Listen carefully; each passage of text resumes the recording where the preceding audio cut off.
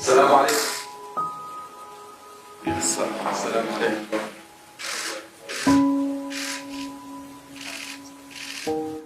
Palestinian resistance की एक बहुत मजबूत आवाज, लीडरशिप की आवाज को इजराइल ने आज खामोश कर दिया।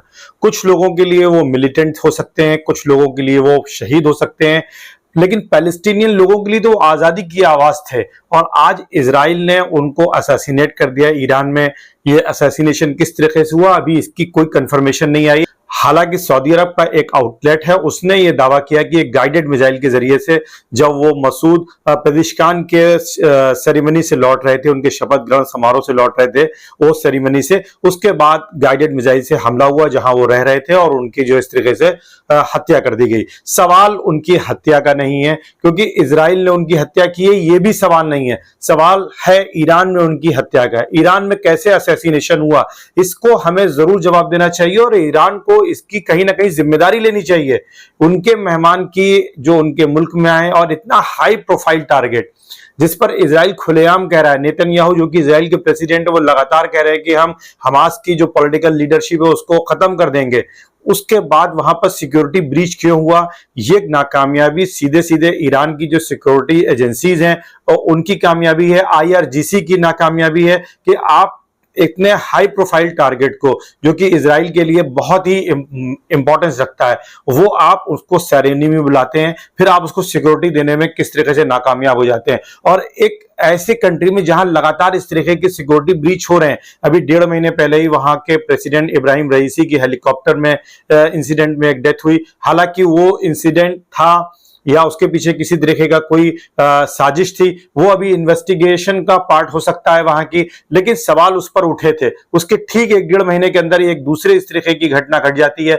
और अगर हम देखें तो एक सीरीज लगातार चल रही है। सैयद सुलेमान जो कि IRGC के प्रमुख थे, उनकी इराक में जो है अमेरिका ने ड्रोन के जरिए से हत्या कर दिया था। फखरी निजाज साहब जो कि ईरान के साइंटिस्ट थे, एटॉमिक बम के पूरे वो एक तरीके से आर्किटेक्ट थे ईरानियन एटॉमिक बम के, उनकी वहां पे हत्या की गई। और कई सारे साइंटिस्ट जो छोटे छोटे साइंटिस्ट हैं, यह पूरा एक ऑर्गेनाइजेशन उनका है एटॉमिक रिसर्च का, उस पर लगातार इजराइल हमला करता रहा है। उसके बाद एक इतना हाई प्रोफाइल टारगेट इजराइल के लिए वो ईरान पहुंचता है और ईरान में अभी वो इब्राहिम रईसी के जनाजे में भी शामिल होने पहुंचे थे, जनाजे की नमाज में शामिल हुए थे। खुमैनी साहब के साथ उनकी मुलाकात हुई थी, वो वीडियो और वो फोटो बहुत वायरल हुआ था। उसके बाद उनकी सिक्योरिटी के लिए इस तरीके की व्यवस्था करना, इस तरीके का इंतजाम करना, यकीनन ये ईरान की नाकामयाबी को उजागर करता है और हमको इस नजरिए को जरूर उठाना चाहिए। यकीनन एक बहुत बड़ा सानिया हुआ है, इस्लामिक वर्ल्ड के लिए बहुत बड़ा सानिया हुआ है और पैलेस्टीनियन लोगों के लिए, उनकी आजादी के लड़ाई के लिए एक बहुत बड़ा डैमेज है, एक बहुत बड़ा नुकसान पहुंचा है। लेकिन उससे भी बड़ा सवाल ईरान का है कि ईरान अगर सिक्योरिटी नहीं प्रोवाइड कर सकता है तो ईरान इस तरीके के प्रोग्राम में ऐसे लोगों को क्यों इन्वाइट करता है जो लोग बंकरों में अपनी जिंदगी गुजार रहे हैं। इजराइल के अटैक से बचने के लिए आप ऐसे लोगों को ओपन सेरेमनी में, ओपन प्रोग्राम में क्यों इन्वाइट करते हैं अगर आप उनको सिक्योरिटी नहीं प्रोवाइड कर सकते। आप अपने प्रेसिडेंट के जहाज को, हेलीकॉप्टर को अगर सिक्योरिटी और उसकी जांच बराबर नहीं रख सकते हैं, आप अपने IRGC के प्रमुख सुलेमान साहब की हिफाजत नहीं कर सकते हैं, अगर आप अपने टॉप नॉच एटॉमिक साइंटिस्ट की हिफाजत नहीं कर सकते हैं, फिर इस तरीके का रिस्क लेने का मकसद क्या है, ये एक बड़ा सवाल है। और अभी 24 घंटे पहले ही एक खबर हिजबुल्लाह की भी आई है, लेबनान से भी आई है कि फवाद शुक्र जो वहां के टॉप लीडर थे, जिन्होंने अभी गोलान हाइट के ऊपर स्ट्राइक के लिए इजराइल ने जिम्मेदार माना, उनकी जो है असैसिनेशन हुआ, एक अटैक में उनको जो है मारा गया। उसके बाद फिर आप देखिए कि इस्माइल हानिया साहब को जो है शहीद कर दिया जाता है। फलस्तीनियों की आवाज को दबाने की कोशिश की गई। हालांकि अगर हम इसको देखें तो पैलेस्टीनियन वॉइस क्या दब जाएगी? देखिए, पैलेस्टीनियन वॉइस तो नहीं दबेगी क्योंकि पैलेस्टीनियन लोगों का मूवमेंट जो है, आजादी का मूवमेंट है, वो एक तरीके की आइडियोलॉजी है जिसको इजराइल के पार्लियामेंट में भी बराबर डिस्कस किया जा रहा है। वहां की आर्मी के भी इस तरीके कुछ स्टेटमेंट आए कि पैलेस्टीनियन की जो हमास है वो एक विचारधारा है और इस तरीके से इसको समाप्त नहीं किया जा सकता है। लेकिन इस तरीके के जो टॉप लीडरशिप है उसको इस तरीके से जाया भी नहीं करना चाहिए, इसकी जिम्मेदारी ईरान के ऊपर बनती है। सबसे बड़ी बात यह है कि ये तीसरी सबसे बड़ी हाई प्रोफाइल आप कह सकते हैं इजराइल की कामयाबी है, क्योंकि 1988 में वहां अबू जिहादी जो थे ट्यूनीशिया में, वो उनकी हत्या कर दी गई थी। और फिर इसी तरीके से हमास के जो फाउंडर थे शेख यासीन साहब, उनकी भी हत्या 2004 में इजराइल ने की थी। और अब इस्माइल हानिया की हत्या हुई है। ऑपरेशन अल-अक्सा फ्लड के बाद ये इजराइल की सबसे बड़ी आप कामयाबी कह सकते हैं, क्योंकि इजराइल ने जिस तरीके से गजा पर हमला किया और अपने जो जिनको कैदी बना करके हमास के लोग ले गए थे, जिन्हें किडनैप कर लिया था, उनको छुड़ाने में आज तक वो कामयाब नहीं हो पाया है। और लगातार उसके ऊपर हूतियों के, लेबनान से हिजबुल्लाह का और साथ ही साथ हमास के और इराक के जो मिलिशियाज हैं उनसे उसको हमला का सामना करना पड़ रहा है। इजराइल के लिए लड़ाई बहुत मुश्किल होती जा रही है, लेकिन जिस तरीके से उसने पॉलिटिकल लीडरशिप को खत्म किया है, कहीं ना कहीं नेतन्याहू के लिए एक फेस सेविंग एफर्ट भी रहा है और कहीं ना कहीं उनको उसका फायदा भी मिलेगा पॉलिटिकल कैरियर में। सबसे बड़ी चीज ये है, लेकिन हमें यह ध्यान रखना चाहिए कि इंटेलिजेंस जो फेल्योर ईरान का है वो बहुत बड़ा है। उनकी इंटेलिजेंस एजेंसीज में इस तरह के मोसाद या CIA के लोग हो सकते हैं, जो ईरानी ऑफिशियल्स हैं या ईरानी साइंटिस्ट हैं या ईरान में जो हाई प्रोफाइल इस तरह के जो विजिटर्स आते हैं, गेस्ट आते हैं, उनके मूवमेंट की जानकारी वहां तक पहुंच रही है और इजराइल या मोसाद CIA कभी भी उनको टारगेट कर सकता है। ये एक सबसे बड़ी चीज है। और अब ईरान कोई भी अगर फॉरेन डिग्नेटरीज जाता है तो उसको इस चीज का ख्याल रखना चाहिए कि ईरान की जो सिक्योरिटी एजेंसीज हैं उनमें कहीं ना कहीं ब्रीच हो चुका है, कहीं ना कहीं उसमें पेनिट्रेशन हो चुका है मोसाद का या CIA का, जिसके चलते इस तरह के हादसात हो रहे हैं।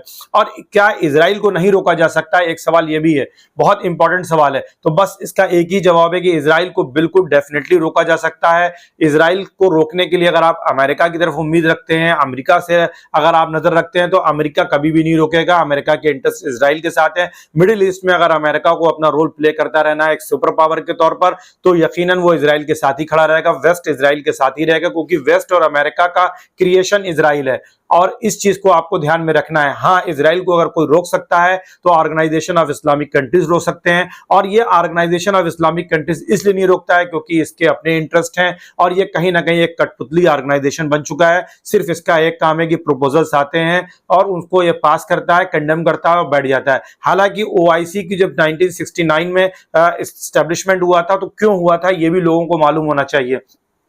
एक ऑस्ट्रेलियन जूइस था जिसने मस्जिद अल-अक्सा में आग लगाने की कोशिश की थी, और ये अगस्त 1969 में हुआ था। और सितंबर 1969 में रबात, जो कि मोरक्को की कैपिटल है, वहां पर OIC का एस्टेब्लिशमेंट हुआ और OIC जो है अस्तित्व में आया, उसका एग्जिस्टेंस आया। और उसके बाद अगर हम देखें तो जो अरब इजराइल कॉन्फ्लिक्ट हुआ उसमें OIC की बड़ी पॉजिटिव रोल था और जिसका फायदा भी उस जंग में उसको मिला था, खास करके जब सऊदी अरब ने OIC के आने के बाद अपने ऑयल प्रोडक्शन को रोक दिया था। पूरी दुनिया में ऑयल क्राइसिस क्रिएट हो गया था। लेकिन उसके बाद OIC धीरे धीरे वीक होता चला गया। OIC सिर्फ एक नाम की एक ऑर्गेनाइजेशन रह गई। और अगर OIC आज यूनाइट हो जाए, आज इजराइल के खिलाफ एक मजबूत एक्शन ले ले, तो डेफिनेटली इजराइल को विद इन आवर कंट्रोल किया जा सकता है, विद इन मिनट कंट्रोल किया जा सकता है। इसमें कोई बड़ी बात नहीं, क्योंकि अगर हमास जैसे ऑर्गेनाइजेशन, जो कि सिर्फ छोटे से, आप इन्हें स्टेट नहीं कह सकते हैं, ये एक छोटे से ऑर्गेनाइजेशन है, अगर वो इजराइल को कर्टेन कर सकते हैं 9-9 महीने, 10-10 महीने,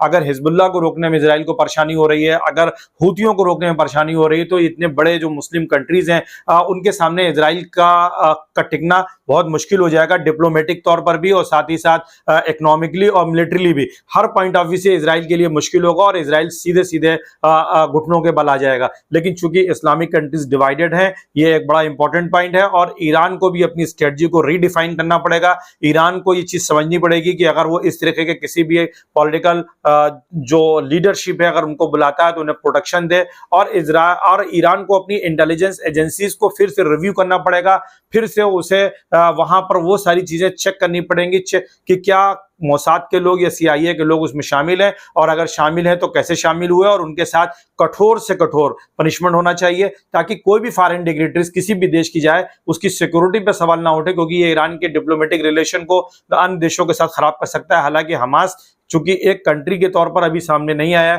लेकिन अगर ये किसी देश के प्राइम मिनिस्टर के साथ या प्रेसिडेंट के साथ ऐसी कोई घटना घटती तो डेफिनेटली उसके साथ उसके डिप्लोमेटिक रिलेशन बहुत ज्यादा खराब हो जाते। तो इस चीज को भी ध्यान में रखना है। हमारा मकसद सिर्फ एनालिसिस करना है, रिव्यू करना है, समीक्षा करना है, घटना घटी कैसे। ये कोई घटना ऐसी नहीं है कि इस पर सनसनी पैदा की जाए। इजराइल ने इस्माइल हानिया को असैसिनेट कर दिया, ये कोई बहुत बड़ी बात नहीं है। इजराइल की तो तारीखी इस बात की रही है कि वो असैसिनेशन इस तरीके के करता रहा है, इस तरीके के कॉवर्ड मिशन चलाता रहा है और इस तरीके अपने दुश्मनों को जो है वो मारता रहा है। असल सवाल इस बात का है कि ईरान ये सब जानने के बावजूद और लगातार ईरान में जिस तरीके से असैसिनेशन हो रहे हैं, जिस तरीके से ईरान के टारगेट को किल कर रहा है इजराइल, ईरान में आके किल कर रहा है, उसके पीछे ईरानी एजेंसीज की नाकामयाबी क्यों है, इसका सलूशन जरूर होना चाहिए। और ईरान को इसके लिए कहीं ना कहीं पैलेस्टीनियन अवाम से न माफी मांगनी चाहिए, बल्कि साथ ही साथ उनको पूरी तरीके से सपोर्ट करना चाहिए और उनके साथ खड़ा होना चाहिए। हालांकि ईरान खड़ा है, ईरान सपोर्ट भी कर रहा है, लेकिन इस गम के मौके पर उनके साथ जरूर अपना गम का इजहार का तरीका कई तरीके से हो सकता है। एक्टिव इन्वॉल्वमेंट के जरिए से हो सकता है, इनएक्टिव रिस्पांस के जरिए से हो सकता है, और यकीनन ईरान की तरफ से रिस्पांस आएगा, ऐसा सारे दुनिया के पॉलिटिकल एक्सपर्ट्स भी और जो मिलिट्री एक्सपर्ट्स हैं वो मान भी रहे हैं। लेकिन सवाल फिर वही है कि क्या इस तरीके की घटनाएं दोबारा फिर ईरान में होती रहेंगी, और क्या ऐसे हालात में ईरान में जाना ऐसे किसी भी टारगेट के लिए सही होगा निर्णय? ये सोचने और समझने की बात है। कैसा लगा हमारा एनालिसिस? कमेंट जरूर करें, शेयर जरूर करें। Thank you so much.